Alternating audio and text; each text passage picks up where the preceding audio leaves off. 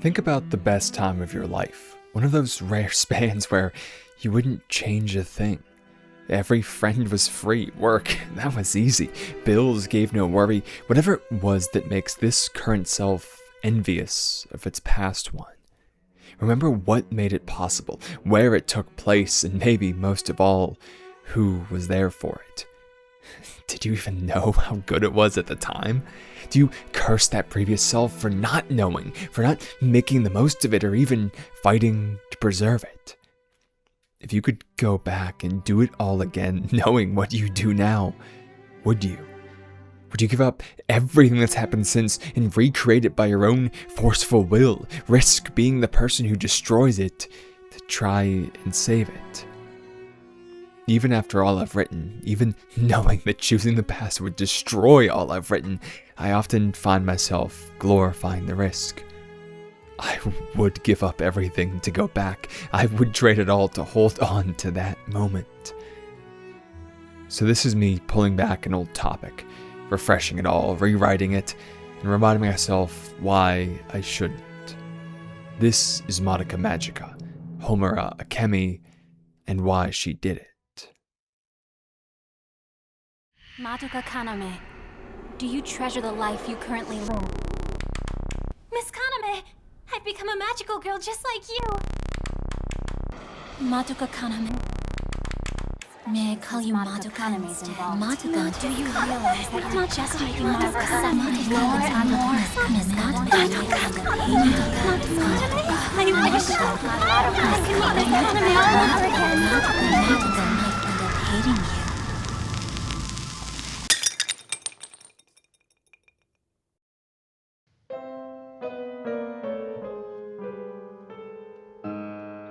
Homura Akemi is soon to learn that she exists in a world with witches and wishes, the former enemy to the owner of the latter, magical girls who receive anything they desire in exchange for this conflict seen through until the end of their days.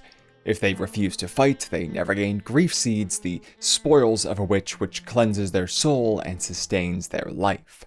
Mami, victim to a car accident that killed her parents, wished to survive. Sayaka, unrequited love to Kyosuke, wished for his health to free his emotions. Kyoko wished for her father's success as a pastor, and Madoka wished to save a cat, naive and kind to a fault. Time and time again, she's happy to sacrifice herself for others. Homura doesn't know her wish yet, though, introducing herself to the class after prolonged medical absence, issues which continue to plague her. She understands none of the teachings and can't perform any of the activities, overwhelmed by kinds of interactions she hasn't had in months, maybe years even. She's saved from them by Madoka, a stranger to her who saw her anxiety rather than her novelty and sought to quell it, breaking formality and complimenting her odd name. This girl clearly needed a friend, and she tried to be that. In a world of negative interactions and neglect, this is one bright spot, and it's here that Homura's wish plants its roots, waiting to sprout. Walking home after what feels like the preview to a horrible life, Homura feels deep sadness, more than ever before, telling her everything is pointless, telling her she may as well die. Yes, telling because this is the power of a witch, who amplify humans' negative emotions and force them down darker paths. Disposed to these kinds of thoughts, Homura is easily pulled into the witch's labyrinth, a space they create to trap people, and sees no way to escape from the impending danger. Only to be saved at the last moment by Mami Tomoe and, once again, Madoka Kaname, a magical girl. Swooping in like a storybook hero, the amazement in Homura's eyes, contrasted against the depression so far, pretty much tells the story. This is the only time we've seen life in her gaze. As far as we know, this is the only happy moment of her life. One which was about to be over. While a witch can lead people to dark places, Homura was an easy target. She was already willing to take those kinds of steps because she has nothing. That's what her backstory is. Nothing. We don't know what the illness was. We don't see her family. We get no details like this as we do for everyone else. because there is nothing to show. The space is empty. Hence the look in her eyes and the eventual obsession with Madoka. Someone who, for some reason, sees her as worth saving twice. Someone who comes in literally shining and stuns her in a way she didn't even know was possible. A whole new world of magical girls where she has yet to start. A world where regular people could become instantly strong. To a girl with nothing, this is the first time she's seen the world bright. The first time a space hasn't immediately rejected her. It's the first time she's felt herself valuable. The first reason she's ever seen to keep living. In the instant Madoka saves Homura from that witch, she becomes the pathway to and the entire world. Without Madoka, there is no Homura. I mean, quite literally even, she saved her life. So doesn't Homura kind of owe her that?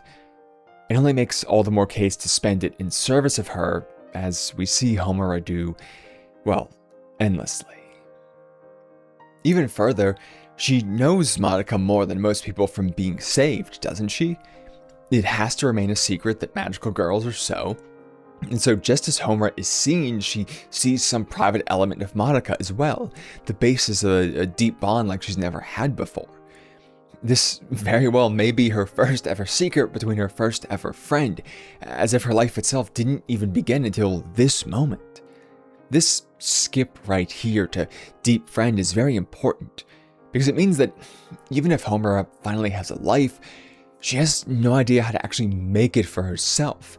From her depressed mindset, no belief another opportunity will ever arrive, and so no confidence to ever even learn.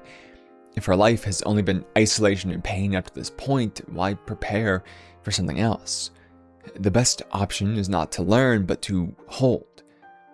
This is exactly what we see of her behavior as well. She's introduced to us through Madoka. When not around, her conversations are all about Madoka. Every action she takes is to try and save Madoka. There's nothing she knows how to do detached from this girl, and so also no way for her to learn other things. She's not just the beginning of Homura's life, but the very way she knows how to live it. Not really deciding for herself so much as clinging to someone else. I think this is part of why it's Madoka and not Mami she loves so much as well. In part because Madoka saved her twice, where Mami only did once, primed her quickly for that deep friendship, but also because Madoka is in her class where Mami isn't. Madoka can be someone she follows all day, every day. After all, she wasn't a magical girl herself the first time Madoka fought Walpurgisnacht, the most powerful witch ever who destroys their city, meaning she was tagging along powerless to whatever Madoka and Mami did. That's how little she could choose something for herself. She would risk death above taking actions of her own outside of this. But as you know, Homura isn't the one who found death in Walpurgisnacht. Mami and Madoka did. Within an hour maybe, everything Homura lived for is gone and she knows no way to gain another. And that's the most obvious problem. If your life is outside of you, it can be ended without your death. We see some degree of this with Sayaka and Kyosuke. As the incubators, the overly logical aliens masquerading as cute cats who offer the magical girls these cursed wishes mused time and time again, humans are just too irrational. I mean, just because you wish for his body to heal so he can play violin again, doesn't mean his attention will be free for you. No, there are way too many inputs for something so simple. He has to practice to make up for lost time and get back to school and learn all those lessons where now the wills of others are in play, as Hitomi is in love with him as well, plus his injuries were clouding his personality, overtaking his thoughts, and there's no way to know who will emerge from that because he is not now uninjured Kyosuke, he is healed Kyosuke, so he's a different person after this. It's impossible to make a wish for him and predict his behavior. Or, as we see with Madoka here, they could just be killed, plain and simple. Wrong place, wrong time. You can't predict nor control someone else's behavior, and even if you could, you can't predict or control the world, and even if you could, well, then you'd be God and you wouldn't be worried about that. Point is, there is no reliable way to live for or through someone else. It will always leave one subject to this kind of risk. This is exactly why Homura is pretty much a rocking rejection of reality. Sayaka was dealing with the consequences of her wish. There was no do-over to make Kyosuke love her. She has to face it, and as such, dies in that cycle we've discussed before, giving up her soul itself on flawed logic. But Homura, facing Madoka's death, still has her wish, offered it by Kyubei as he finds her crying over her corpse, pushing by saying she could use it to change this outcome. Deciding to accept, Homura uses a very specific wording. I wish I could meet Miss Kaname all over again. Now, she does add to this that it is to protect her, and this wish does achieve that. But saying to meet her all over again goes further than simply to save her, doesn't it? It calls back to that one moment, the best of her life where it all began, giving her more than just a chance to save Madoka, but rather the most possible time she could have with Madoka. That's what she really cares about. The girl's powers are a reflection of their wish, like Sayaka healing rapidly because she wished for another's health. And so what Homura gets is what she wished for. Not the ability to save someone, but time. The ability to be with them for longer. The ability to replay the happiest moment. This is likely why she has no offensive powers like everyone else. They wished to change their worlds. They had a future to fight for, and so they had insane strength to see this through. But Homura isn't meant to attack, to progress or change things. She's only meant to rewind them, able to pause or reverse, but not move forward time. After all, why would the universe bother granting her a power she would never use? And so she's stuck doing what she always did, taking a method that already exists. Instead of having her own powers, she borrows power through real-world weapons, just as she borrows power by clinging to Madoka. She's so devout that she doesn't even need to be happy with Madoka, or in obsession terms, doesn't need anything but Madoka to be complete, evidenced in the many timelines she attempts with these new powers. Granted her wish, she always ends up resetting to the same date and trying a different method to prevent Walpurgisnacht from killing Madoka. Fighting alongside the others, killing the incubators, which doesn't work because they have like infinite bodies, just keeping Madoka uninvolved, and so on. Of course, none work.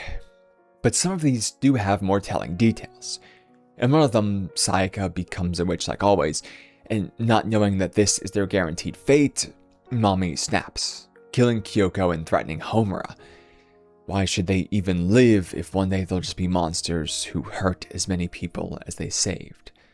Madoka, seeing it's either they all die or only some die, is forced to kill Mami, her mentor and savior, to protect the person who thinks of her that way. Of course she's distraught by this fact. Almost everyone she loved has just died in a single night. It's the kind of thing that could really end a person's entire will to even be here. But this is Homura's response. It's okay. The two of us can destroy Walpurgisnacht on our own.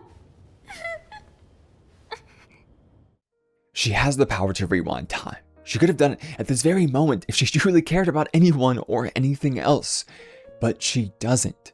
Their deaths mean nothing to her if she can act like this so soon after. After years, I'm still standing firm on this point. Homura doesn't care about the others. She directly says to Sayaka, I don't give a damn if you live or die. I don't care. If you make her suffer anymore, I will kill you. The only reason she protects them is to keep the world as it is because change is the enemy. Even if she says she wants them alive to keep Madoka happy, these very same moments show that Madoka's sadness is secondary to her presence. Homura would have accepted a world where all of her friends were dead, where she expressly was not happy, so long as she was there. This goes further though. As we see in just about another minute of runtime, even Madoka's humanity is secondary to her presence. Lying there, having actually defeated Walpurgisnacht together, Homura suggests that, unable to purify their soul gems and as such guaranteed to turn into witches, they should embrace this fact. How about we both become witches, and we can tear up this rotten world together? But if we did that, wouldn't that be great? It's most obvious there. She would destroy the entire world, everything Madoka loves and wants to protect so much, if it kept them together. She was never on the side of good. Protecting her friends, trying to kill witches, defeating Walpurgisnacht, it's all simply what needs to be done in order to keep Madoka right here. This is the natural cycle, a perversion of the solution to the truly serious philosophical question. Faced with the choice to live or not, we must choose to live because the other option guarantees the worst, while living keeps possibility alive. Even if we never grow, chance alone will change the world around us and our situation in turn. But for Homura, life isn't life, something from within, it's Madoka, and as something external, the logic becomes destructive. She must keep Madoka alive to keep possibility alive, meaning even ending the world is a fine cost. Everything becomes justified in the name of Madoka Kaname, even hurting Madoka Kaname. Homura's decisions aren't always kind ones, namely because, well, she can't be kind anymore after her commitment to meet Madoka over and over. The simplest reason just extends what we've already said. She has no reason to care about who she is because she was nothing and then became love for Madoka, and so the consistency of her character or the result of her experiences means nothing. She is defined only in closeness to the object of her obsession, meaning the way in which her personality shifts doesn't even really register to her. But it's more than that, because she is still, well, experiencing. One can't turn off the way they validate the world. She must still know what she's doing for it to matter. But her time travel gives her sets of experiences she shouldn't be able to have. For example, no one is meant to have the experience of executing the person they love most and then hours later being introduced to them for the first time. Really think about how that would impact your relationship with them. If you shot them in the head before, suddenly being a bit rude to them or snapping at them can't be all that bad. Even locking them in a cage forever is better than pulling the trigger on them. This is part of why Homura is able to be cruel to Madoka, as we see time and time again. From her perspective, it simply isn't cruelty. From her perspective, it's to prevent a guaranteed death. It's just that no one else can have the experience to know that, to see all the timelines, and as such, the kindness. It's also, for a similar reason, a response to the cruelty of others. Again, not that they mean it. Take when, after Mami's death, the pair is discussing the fate of magical girls, often to disappear and be forgotten as Mami will. But Madoka, disturbed by this, says she'll never forget Mami, and going further, she won't even forget Homura, this girl she has recently just met. No one should be forgotten. Well, to Madoka, this is very kind. Of course, Homura's unique perspective makes it cruel. Madoka speaks as if they're strangers, even though they've spent months, years together. She has forgotten her time and time after time, despite all Homura has done for her. Imagine the most important person in the world to you acting as if you just met. Even if you know some kind of logic for why, it would still sting. Time travel makes kindness seem cruel, forcing others to be preemptive liars in ways they could never help. Madoka hasn't forgotten her because she never knew her. But feeling the sting time after time, Homura loses sight of that and sees it almost as spit in the face, an abject lie. And is it really so wrong to be cruel to a liar? Just as she worsens, so does her image of everyone else. Time has ruined her ability to connect with others. As you probably know me for, time travel makes you less human. But it's also a sort of purity to limit oneself down to nothing more than their reason for being, both in terms of logical achievement and emotional attachment. Starting with the former, it applies focus better. Homura, in those first timelines, had a lot going on. She was being trained by Mami and Madoka, greeting them in class, trying to bend everyone's contrary wills together as she's hanging out with them all. She was still being with Madoka and more, extra layers of complexity. Maybe all the time they spent hanging out, all the time spent bickering among the others got in the way of more training, which got in the way of being able to keep her from dying. Maybe the emotions of really being around her clouded Homura's judgment during those critical moments because she was thinking of happier times. Faced with this impossible goal, as Madoka dies over and over and over, no matter the method, variables have to be eliminated. I mean, sand the same surface over and over, and you're eventually going to need a smaller grit each time, right? Essentially, the more time and the more big and obvious changes are all done, and you're left to fine-tune it. In personal terms, trying to control a situation as one person, this means becoming cold and distant so that there is nothing of you in the way of logic and action. The more one sunken costs into obsession, the more minute details become obvious factors, and so the more they must set themselves aside to be able to focus on all this complexity in true. And then there's the emotional purity of it. As it requires more and more justification, that is, as it grows in importance, is she actually worthy of having Madoka, a girl who's driven timeline after timeline? The fate of lifetimes of the entire world results squarely on what happens to her. And so she is the world itself, choosing if it lives or dies. She is, in effect, God to Homura. This is why she says things like, "No one can criticize you for anything. No one. I won't allow it." Because criticizing Madoka would amount to blasphemy, saying that the infinite is less than one. Faced with this, Homura has to be just as pure as her goal is important. She has to be devout in her faith and hold no other idols, find nothing else important. The only way to be pure is to be nothing. Holding no desire but Madoka, Homura maintains the required purity, to the paradoxical effect that she can't even care about Madoka because that gets in the way of her having her, as we said. To be mean to her is to be kind to her, to lock her away is to keep her free. In effect, what Homura did to herself must be done to Madoka. Simplify her down in order to save her. If she's complicating things too much, always trying to give herself to others to the point of making a contract and sealing her fate, then order her around, call her stupid, make her so full of despair for this situation that she has no will to act, something Homura does when Sayaka dies. Her brutality here, plainly stating that this was the result of stupid choice, that magical girls are a tragedy and not human, is to break Madoka down, to leave her willing to be trapped. But you've probably noticed a contradiction here. Madoka is above criticism, but Homura will also say to her, "You idiot. Why do you do that?" Madoka is a god, but Homura will also order her around. How does this square up? It doesn't. This is why Homura keeps failing, unable to save Madoka's life no matter what she tries, because she is searching for the impossible, following principles that are flawed. Madoka cannot exist if she cannot give herself to others. That is who she is. As we see, just as Homura is about to give up on defeating Walpurgisnacht in the show's main timeline, this is exactly what Madoka does. In this timeline, she was prevented from ever becoming a magical girl in the first place. So with Homura clearly suffering, she makes a contract with Kyube. Her wish is that no magical girl will ever become a witch, or will ever have become a witch.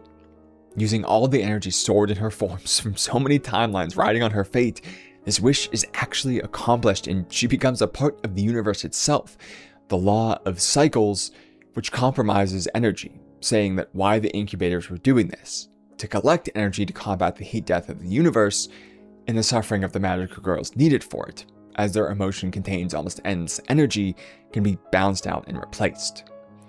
Squaring this up, Madoka is gone, saving all magical girls ever and replacing witches with wraiths.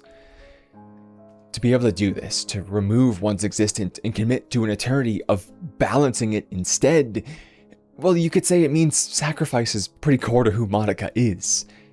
To be contained by one person simply isn't possible for her base nature, making her and Homura a mismatch.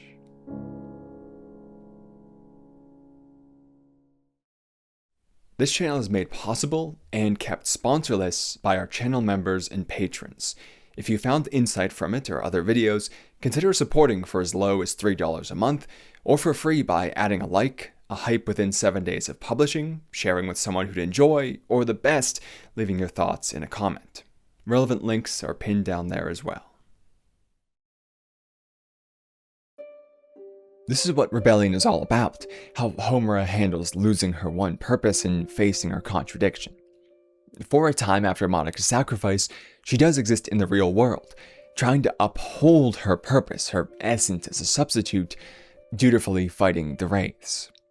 This was Madoka's will, and so performing it is as close as she can get to feeling her presence. But as only the effects and not the cause, it isn't enough for such a level of obsession, and Homura eventually reaches the ultimate despair, and due to the incubator stealing her away from Madoka's law, becomes a witch still. It was inevitable given her entire world was gone without a chance for redo and never learning anything else and all of that. But what's more interesting is what follows. The labyrinth she creates is unoriginal. Her wish was to meet Madoka again, and so that's what her labyrinth is as well, beginning with her once again transferring into her love's class, meeting her and her friends, and fighting evil together happily. She was incapable of returning to that perfect moment, and so she unconsciously recreated it here, witnessing it as her new reality. Homura does not know she has created this false city. And it's that fact which makes it so insightful as she seeks to uncover its truth. It begins because everything is just a bit off in this city. Faces in the crowd are incomplete. Bridges layer into webs above their heads. Any new location, one not from the original show, is jumbled nonsense. And to top it all off, there's nothing to be found elsewhere. Homura and Kyoko try to leave the city, only to find themselves looped back into it, watched by the faceless masses who almost seem to threaten them when they desire to leave. This goes hand in hand with how plastic perfect their lives are. Days fighting evil without a hint of consequence, sharing lunches on a picturesque rooftop where a group once with hostility functions endlessly friendly, watching the city from impossibly perfect garden views. It's clear that someone is trying to trick them, keep them limited and stuck. Why make faces outside the core group when that's just someone else they could talk to break up this perfect rhythm? Why make another city when that's just somewhere else they could go to ruin this flawless life? They have no options here. The lives they live are all that exists. It even gives them false memories, like Kyoko saying she is from a town that doesn't exist, unable to remember when she actually left it. It's been boiled down to just the essentials, any details outside of the core entirely discarded. In short, it's insulting to be faced with a trick so obvious, as if they were truly caricatures unable to look to the side. That's what the creator of this place expected. They're being placated in the hopes they'll sit down and shut up, robbed of the ability to choose their own lives and rendering their happiness pointless. It's simply what this world has forced upon them. And that means it tries to falsify her love for Madoka, the ultimate insult. If she doesn't choose it, then it is pointless. This is Homura when she's unaware of her own tricks. She hates them to the point of trying to track down and punish the one who implemented them. Detached from herself, she can see just how much she defeats her own purpose. Nowhere is this more clear than with Madoka herself. Remember, this is the girl who gave up not just her life, but the very fact she ever existed in order to help other people. She is the strongest magical girl ever to be, still with fears and anxieties, but always willing to set those aside if it means a better future. The amount of times she tried to help Mami, help Sayaka in the main timeline is near constant. And the only reason she couldn't and could feel bad in turn is simple. Homura always stepped in at the last second to prevent her from growing stronger, directly causing the feeling of weakness that Madoka painfully harbors. I mean, this is clear from the contrast between the original timeline and the main one, isn't it? Left to her own will, Madoka was confident and strong, capable of being a mentor even, but with Homura's interference, she's confined to the role of watcher, never allowed to become better as she would love to and is capable of. Madoka as protector was in danger, yes, but she was also happy with that danger, satisfied with her ability to help because that's what defines her. And Homura takes that from her again and again, makes her doubts consuming as Madoka splits into depression. From the very start, Homura was the worst parts of Madoka. And this becomes clear to her in Rebellion, where a similar feeling brews. After some conflict with Mami and Sayaka in her quest to reveal this world's truth, She happens upon Madoka and the two have a heart-to-heart. Drawn from her memories of before, Homura expresses a nightmare she had, essentially a description of Madoka's wish when she became the Law of Cycles, that she went far away, so far that she could never be seen again and no one even remembered her. Homura saw that happen and knows it represents everything her love was. Continuing to fight the raids afterwards is proof of that, as well as describing this place where they can't as such. A coward who's turned her back on her responsibility to fight the wraiths. This farce is wasting the sacrifice Madoka made for us, and I won't allow it. It's clear she respects that choice as a core aspect of who her love was, a perfect girl worshipped by her on knees as a deity. Madoka is good and strong, and not just that, she is perfect. But if that is so, why is the Madoka of this world so imperfect? Her response to hearing about this dream is to say that she's much too weak to do something like that. She's not even strong enough to deal with leaving her friends behind, lacking the courage. Even if she didn't have a choice, she couldn't do it. This is Madoka who sees herself as useless, an insult to the very point of the universe. She is only defined in relation to the people she loves. Whoever made this place fundamentally misunderstands her and her will to the point of entirely reversing it. The idol of courage and sacrifice made selfish. To have Madoka, Homura had to make her not Madoka. It becomes clear that only she could do this. Who would make a world with all the right conditions for a Madoka who could never grow and change, even if for the better? Who would remember that witches existed to make a labyrinth? Who would know of this law of cycles that doesn't exist here? Maybe the person who said to Madoka in the very first episode, Stay as you are, Madoka Kaname. Stay as you are, forever. Seeing the results of her obsession clicks everything into place. That only her feelings would be able to make this happen, a gilded cage which perfects their lives only to ruin them. At the exact moment she sees this as her labyrinth, she finally sees the contradiction. The Madoka she loves, the one who would be able to save her, only exists if she's capable of leaving her. That is, Madoka herself is a rejection of Homura. I mean, they never would have met if she had her way after all, right? To be together spoils the perfection, and even in her literal wildest imagination, Homura cannot square up this contradiction. It is against the universe itself. And so she comes to the only conclusion. If she loves Madoka, she must set her free of these chains, allow her to exist somewhere, sometime, as a prerequisite for the love which can never be. That's all she can do. After all, if Madoka is her life, does Homura even need to live herself? So, having proved she's a witch by leaving her soul gem behind, a feat which should kill a magical girl but doesn't to her, she begins her death march. It's of course ironic how much she insulted the creator of this labyrinth, not knowing it was herself, but it's also almost like a proof that Homura never learned how to do anything new. Even after all these timelines, she is insulting herself. She's saying she is unworthy of love and wanting to cease her own existence. The choice she makes right here to cease being is the same one she made when faced with her first witch.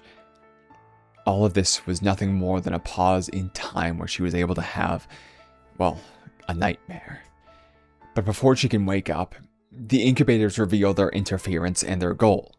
They did all of this, and they did it all to capture Madoka, to remove the law of cycles and return to a world with witches. Essentially, they're doing what Homura did, but with no respect to Madoka at all. They will have her even at the cost of her. This only hastens Homura's will, trying to ensure their destruction before this can be achieved, and allowing the perfect Madoka she loves to continue to exist. She must be able to exist wherever there is evil in order to fight it, because that is what defines her. Anything less would be a mockery. But in this, there's a lesson and a realization. The incubators held a desire to rip God from the heavens so she could no longer prevent great evil. This means both that God can be manipulated with enough power, and that God exists wherever there is evil. That's how they drew her in, after all, isn't it? The incubators made a great evil in Homura, and she had no choice but to come and handle it. That's how it's always been. Something about Madoka pulling her to the gracious source of evil. For the original season, this was Walpurgisnacht. That witch was the common point of every timeline. No matter what happened before, she ended up there against it, killing her each and every time. This all offers Homura another way. If God can be manipulated, and if God will always be drawn to the greatest evil as she just was here, then to be that greatest evil is to always be in conjunction with God, to be the very thing required for them to exist like light and dark, feeding each other eternally and never able to be separated even as a line runs between them. This is a world with karma after all, defined by entropy, the great balancing of all things. The scales will always be level. So even if she can't be by her side, what if she can be the reason Madoka is? What if she can be required for her love to exist? This explains Homura's decision at the end of Rebellion. Of course, in her eternal grace, Madoka and company refuse to allow Homura to die, stepping in to save her life and, as they believe, relieve her suffering with the law of cycles. But this only proved Homura's point that they went out of their way and into danger to prevent her death, saying that no matter what, good will arrive to fight evil. They always will be linked if she does this. And so at the last moment, rather than accepting salvation, Homura pulls Madoka to her side, splitting her in two, the girl and the god. It is an endlessly selfish decision, risking the fate of the universe across all time just to satisfy herself. But isn't that the most evil thing one could do? And isn't the most evil thing she can do exactly what will allow good to shine even brighter? The challenge which will force it to become somehow better than the perfection it's already achieved? Homura calls this emotion she has for Madoka love for this reason. It's creating the conditions she needs to flourish, to embrace being the person who is always becoming better for the sake of others. As her counterpart has embraced, I'm an existence called evil now. Because a greater villain makes a greater hero. This is love. But maybe the most telling is the world she creates. Well, the roles are swapped around a bit, this time having Madoka transfer in instead of Homura. Really nothing in it is new. It's the same school, the same friends, the same premise. She simply put Madoka's ribbon on herself and tried to assume the mentor position, giving the tour and quelling the first day's pressure. With infinite power, she still did nothing but follow Madoka's lead because no matter what, she is incapable of choosing something for herself. After all, she only found her role as evil because Madoka found hers as good, right? Never once has she been defined by herself, even now, and never once has she moved on from that perfect moment in one last desperate act trying to achieve it again.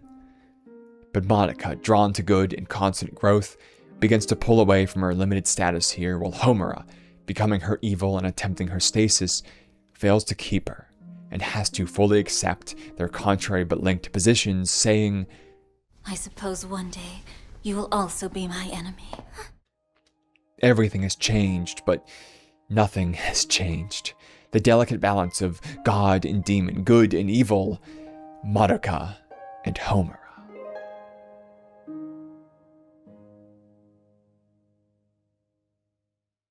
Anyway, that basically wraps things up for this one. I'm kind of always constantly a person given to various obsessions, so this wasn't so much a response to any specific feeling, but just to kind of who I am.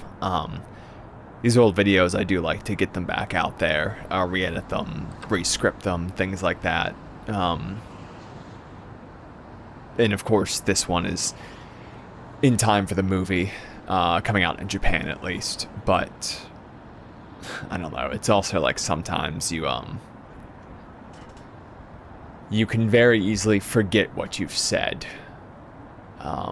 forget what you've read, forget what you wrote. It's very easy to move on because that's what we are constantly always doing all of the time is moving on, or else we'd be too heavy to move at all. It sucks that you have to do that with your own words, your own thoughts and emotions, and everything you want to carry with you forever.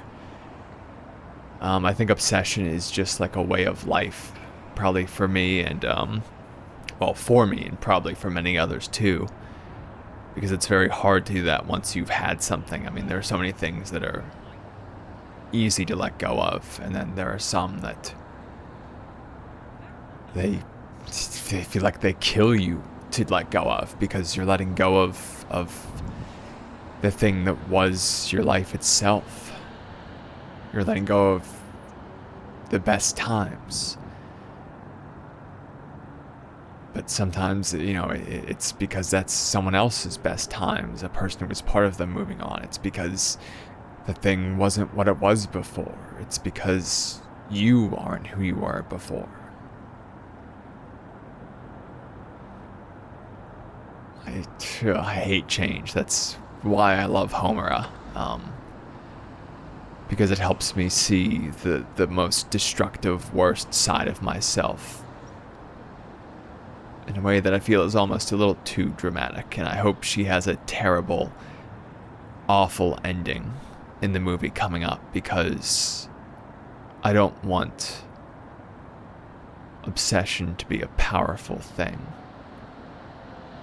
I want it to be what it really is, which is horrible, a flame that burns out so quickly, using up all of yourself to hold on to something, even knowing that that's exactly what ruins it, that you simply make it some extension of yourself.